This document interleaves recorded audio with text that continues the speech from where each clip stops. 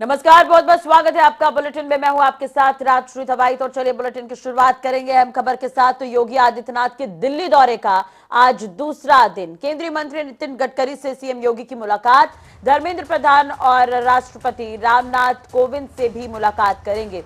UP की सरकार के लिए दिल्ली में मंथन चल रहा है। योगी आदित्यनाथ का दिल्ली में दौरा और बीजेपी आला कमान के साथ मैराथन बैठकों का दौर भी जारी है। रविवार को करीब 1 घंटा 40 मिनट तक पीएम मोदी के साथ योगी की चर्चा हुई है। योगी ने यहां पर प्रधानमंत्री मोदी, अमित शाह, जेपी नड्डा, राजनाथ सिंह से उनके आवास पर मुलाकात की। रविवार से 2 दिवसीय दौरे पर दिल्ली पहुंचे सीएम योगी ने केंद्रीय नेतृत्व से मैराथन मुलाकात की है।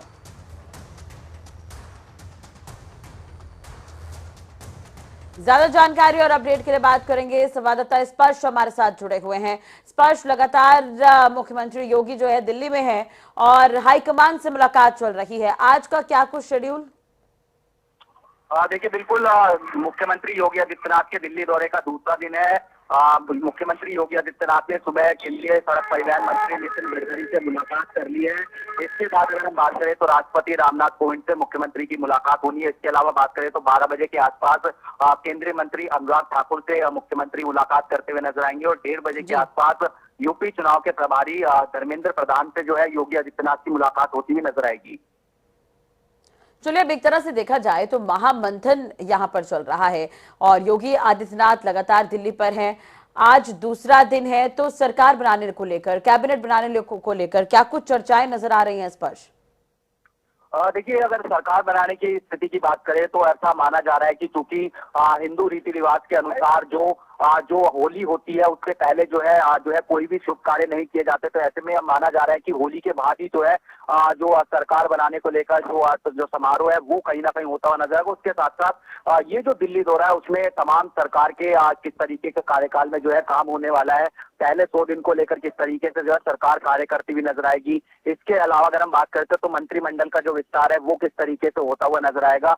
ये तमाम चीजें जो है कहीं ना कहीं आज की और कल का जो दौरा हुआ उसके दौरान जो है चर्चा होती है फिलहाल नजर आई है। चलिए, नजर बनाए रखिएगा, अपडेट आपसे लेते रहेंगे। फिलहाल जानकारी के लिए बहुत बहुत शुक्रिया। इधर राजधानी लखनऊ में सपा प्रमुख अखिलेश यादव और मुलायम सिंह के बीच मुलाकात हुई। दोनों की ये मुलाकात लखनऊ में समाजवादी पार्टी के कार्यालय में हुई। मुलायम सिंह यादव अखिलेश से मुलाकात करने के बाद सपा कार्यालय पहुंचे और उन्हें आशीर्वाद भी दिया। इस दौरान मुलायम सिंह यादव ने अखिलेश की तारीफ करते हुए कहा कि आप बहुत अच्छा लड़े। मुलाकात के दौरान अखिलेश यादव ने पिता मुलायम सिंह के पैर छूकर आशीर्वाद लिया। अखिलेश को देखते ही मुलायम सिंह यादव ने कहा, अखिलेश बहुत अच्छा लड़े तुम, बहुत बहुत बधाई। आपको बता दें कि 10 मार्च को आए विधानसभा चुनावों के नतीजों के बाद पहली बार मुलायम सिंह यादव दफ्तर पहुंचे थे। बेटे से मुलाकात के दौरान मुलायम सिंह यादव ने नई ऊर्जा और उत्साह के साथ लड़ने को कहा। इस दौरान सहारनपुर देहात से नवनिर्वाचित विधायक आशु मलिक भी उनके साथ मौजूद रहे। समाजवादी पार्टी उत्तर प्रदेश के विधानसभा चुनाव में जीत हासिल करने से चूक गई। कई बड़े दावों और वादों के बावजूद सपा को 111 सीटें ही मिल पाई।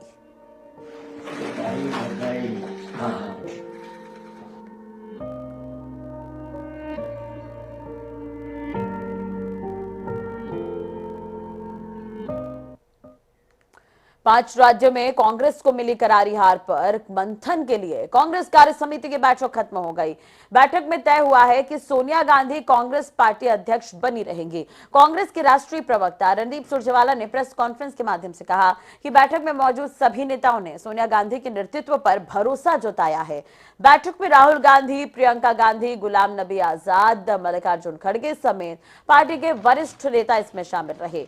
पूर्व प्रधानमंत्री मनमोहन सिंह और वरिष्ठ नेता के एंटोनी तबियत खराब होने की वजह से मीटिंग में नहीं पहुंच पाए। कांग्रेस वर्किंग कमेटी में पार्टी हार की वजहों और आगे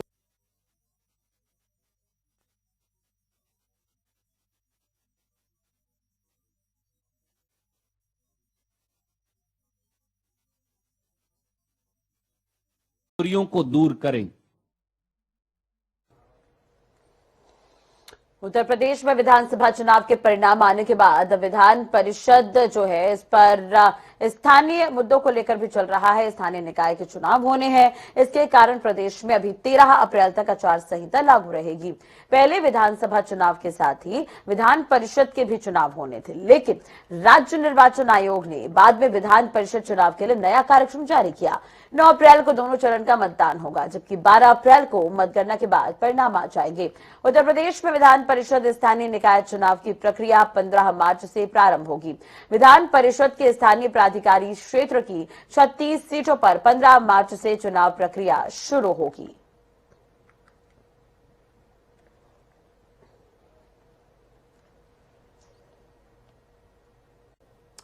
संसद के बजट सत्र का दूसरा चरण आज से शुरू हो रहा है, जिसमें विपक्ष सरकार को बढ़ती बेरोजगारी, कर्मचारी भविष्य निधि पर ब्याज दर में कटौती और युद्धग्रस्त यूक्रेन में फंसे भारतीयों की निकासी समेत कई मामलों पर सरकार को घेरने की कोशिश कर सकती है।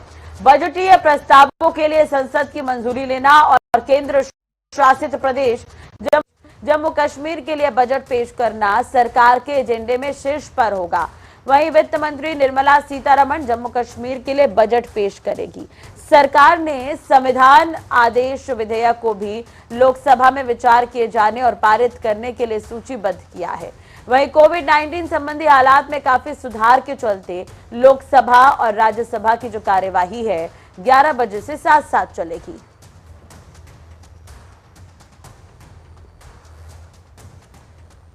तो संसद के बजट सत्र का आज दूसरा चरण, जम्मू कश्मीर के लिए बजट पेश करेंगे वित्त मंत्री निर्मला सीतारमण। सुबह 11 बजे आने की कुछ ही देर बाद दोनों ही सदनों की जो कार्यवाही है शुरू होगी। दोनों सदनों की जो कार्यवाही है वो साथ साथ चलेगी और हंगामे के आसार नजर आ रहे हैं। बहुत सारे महत्वपूर्ण मुद्दे हैं, बेरोजगारी का मुद्दा है और जम्मू कश्मीर को लेकर आज बजट पेश होना है, तो आज का दिन काफी अहम है।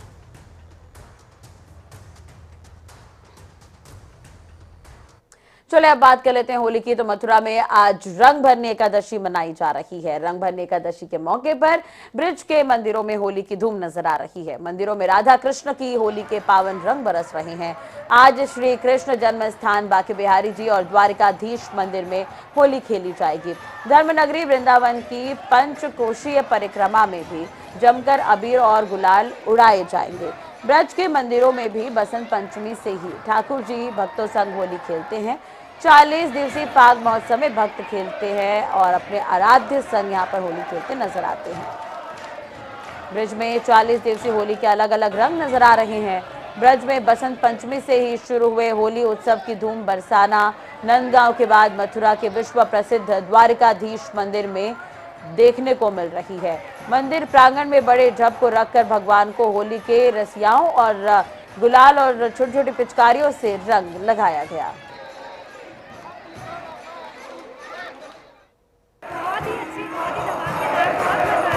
आप कैसे होली सेलिब्रेशन कर रहे हैं? नाच के गा के भगवान जी का नाम लेके। खाना का रंग कैसा लग रहा है यहाँ? बहुत ही सुहाना, बहुत ही सुहाना। यहाँ हर साल इसी तरीके से होली होती है और खूब आनंद आता है द्वारकाधीश के मंदिर में, और ऐसे ही हमेशा से मनती आई है, हमेशा मनती रहेगी। मस्त होली है, तो मस्त है। पहली बार है, मजा आ रहा है यहाँ पे, रंग गुलाल खूब। जहां मथुरा होली के रंगों से सराबोर है, वहीं काशी भी हवा में गुलाल तैर रहा है। यहाँ पर आज के दिन शिव भक्त जगत के नाथ बाबा विश्वनाथ और देवी पार्वती के गाना गाते हुए लोग गौना का उत्सव मनाते हैं। अब रंग भरी एकादशी को बाबा विश्वनाथ गौने के बाद माता गौरा की विदाई कराएंगे और अपने भक्तों के साथ अबीर गुलाल की होली खेलेंगे। बाबा विश्वनाथ आज माता पार्वती और श्री गणेश के साथ टेढ़ी नीम से गलियों से होते हुए अपने स्वर्णमयी दरबार के लिए निकलेंगे। बाबा की अगवानी के लिए उनके भक्त काशी की गलियों में उनके साथ अबीर और गुलाल खेलते नजर आएंगे। डमरू दल के सदस्यों के लिए दोपहर 1 से 3 बजे तक का वक्त निर्धारित किया गया है। कल बनारस में भस्म वाली होली खेली जाएगी। वहीं बनारस के घाट पर भी होली की धूम है। पूरा घाट संगीतमय नजर आ रहा है।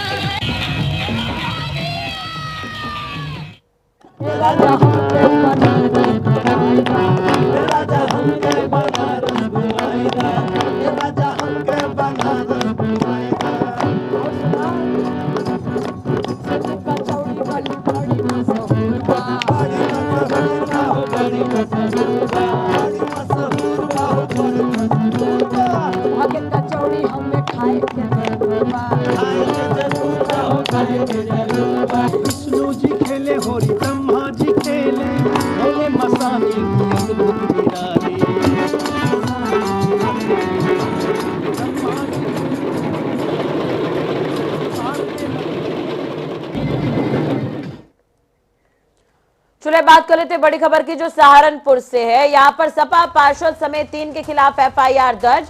मतगणना से एक दिन पहले सपाइयों ने हंगामा किया था। ऑब्जर्वर के संपर्क अधिकारी की गाड़ी रोककर हंगामा यहाँ पर एसपी कार्यकर्ताओं ने किया था। पुलिस ने एसपी पार्षद टिंकू अरोड़ा, नागेंद्र राणा और इसरार को यहाँ पर आरोपी बनाया है। थाना जनकपुरी पुलिस ने एफआईआर दर्ज कर जांच शुरू कर दी है।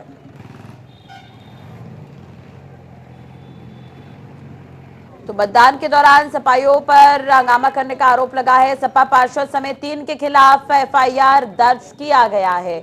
मतगणना से एक दिन पहले सपाइयों ने हंगामा किया था। ये बड़ी खबर हम आपको बता रहे हैं इस वक्त की। ऑब्जर्वर के संपर्क अधिकारी की गाड़ी रोककर यह हंगामा किया गया था। पुलिस ने एसपी पार्षद टिंकू अरोड़ा, नागेंद्र राणा और इसरार को आरोपी बनाया है और मामला दर्ज किया है। चलिए अब आपको तस्वीरें मथुरा से दिखाते हैं जहां पर होली खेलते हुए होली के रंग में सराबोर यहाँ पर लोग नजर आ रहे हैं। बसंत पंचमी से यहाँ पर होली की शुरुआत हो गई है और मथुरा जो है वो पूरा रंगीन नजर आ रहा है। तो मथुरा में आज रंग रसिया और ये सीधी तस्वीरें आप देख रहे हैं। बड़े धूमधाम से यहाँ पर होली का त्योहार मनाया जाता है। कई तरह के रीति रिवाज और संस्कृति की एक अलग अलग झलक यहाँ पर देखने को मिलती है। रंगों से सराबोर मथुरा की होली जो काफी प्रसिद्ध है और देश विदेश से यहाँ पर श्रद्धालु पहुंचते हैं होली खेलने के लिए, भारत के इस रंग को देखने के लिए। जय श्री राधे राधे राधे श्याम मिला दे, राधे राधे श्याम मिला दे। इधर उत्तराखंड के मुख्यमंत्री फेज पर महामंथन जारी है। दिल्ली में जुटे हैं उत्तराखंड के बीजेपी के नेता। सीएम फेज के साथ साथ मंत्रिमंडल में जगह पाने की भी होड़। नए मुख्यमंत्री पर पीएम और शाह के मुहर के बाद भी घोषणा होगी। होली के बाद नाम का ऐलान हो सकता है। तो कैबिनेट में भी जगह पाने के लिए यहाँ पर जो रेस है वो नजर आ रही है। और दूसरी तरफ देखा जाए तो मुख्यमंत्री चुनने को लेकर बीजेपी में मंथन का दौर जारी है और सीएम के चयन को लेकर कुछ चेहरे भी सामने आ रहे हैं। वहीं दिल्ली तक भी दौड़, यहाँ पर हाईकमान से बातचीत भी जारी है। उत्तराखंड में सरकार के गठन से जुड़ी बड़ी खबर। पुष्कर सिंह धामी को फिर सीएम बनाए जाने की संभावना। नवनिर्वाचित विधायकों में से भी किसी को मौका मिल सकता है। सांसदों में से भी किसी को सीएम बनाए जाने का विकल्प यहां पर खुला है।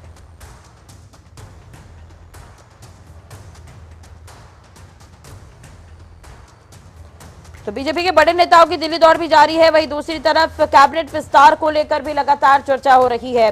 अब इसी बीच उत्तराखंड से सरकार के गठन से जुड़ी ये बड़ी खबर हम आपको बता रहे हैं इस वक्त की। संभावना है कि पुष्कर सिंह धामी फिर से सीएम बनाए जा सकते हैं। आपको बता दें कि बीजेपी ने 47 विधायकों के साथ सत्ता में वापसी की है और लेकिन मुख्यमंत्री जो है पुष्कर सिंह धामी चुनाव हारे हैं। अब चयन को लेकर मंथन हो रहा है लेकिन संभावना यही कि धामी सीएम बन सकते हैं। अजीत हमारे साथ लगातार जुड़े हुए हैं। अजीत, एक तरह से देखा जाए तो उत्तराखंड में सरकार का गठन या सीएम का चयन इसलिए भी महत्वपूर्ण हो जाता है क्योंकि आगामी 2024 में चुनाव है। तो ऐसे में महत्वपूर्ण जिम्मेदारी होगी और उत्तराखंड का रिकॉर्ड सीएम के मामले में बहुत अच्छा नहीं रहा है। पार्टी में भीतरघात की स्थिति भी नजर आई थी। तो क्या कुछ समीकरण बनते नजर आ रहे हैं? दिल्ली दौड़ को लेकर क्या कुछ कहेंगे? कौन से चेहरे सामने आ रहे हैं कैबिनेट को लेकर? बिल्कुल राष्ट्रीय, आपने ठीक कहा। उत्तराखंड भाजपा की हालत इस वक्त ऐसी हो चुकी है। चुनाव में प्रचंड जीत तो हासिल कर ली है लेकिन मुख्यमंत्री का चयन कैसे होगा इसको लेकर लगातार यहां पर मंथन हो रहा है। निवर्तमान मुख्यमंत्री पुष्कर सिंह धामी यहां पर पहली पसंद जरूर बने हुए हैं। लगभग आधा दर्जन से मौजूदा विधायकों ने उनको लेकर अपनी सीट खाली करने की पेशकश भी यहां पर कर दी है और सीधे तौर पर मांग कर रहे हैं कि निवर्तमान मुख्यमंत्री पुष्कर सिंह धामी को, जो फिलहाल कार्यवाहक मुख्यमंत्री हैं उत्तराखंड प्रदेश के, इनको दोबारा जिम्मेदारी संभालने का मौका दिया जाए क्योंकि 6 महीने का इनको कार्यकाल मिला था और उसमें इन्होंने मजबूत तरीके से अपनी लड़ाई लड़ी और अपनी सीट गंवाकर यह प्रदेश भर की 47 सीटें भाजपा की झोली में डालने का काम इन्होंने किया है। तो ऐसे में इनको मौका जरूर मिलना चाहिए। वहीं भाजपा का एक खेमा यह भी चाहता है कि जो 47 विधायक जीते हैं उन्हीं में से किसी को यह मौका दे देना चाहिए क्योंकि अगर पुष्कर सिंह धामी सत्ता पर आते हैं, मुख्यमंत्री बनते हैं तो उनके लिए दोबारा से यहां पर उपचुनाव कराना होगा। कोई ना कोई सीट भाजपा को खाली करानी होगी।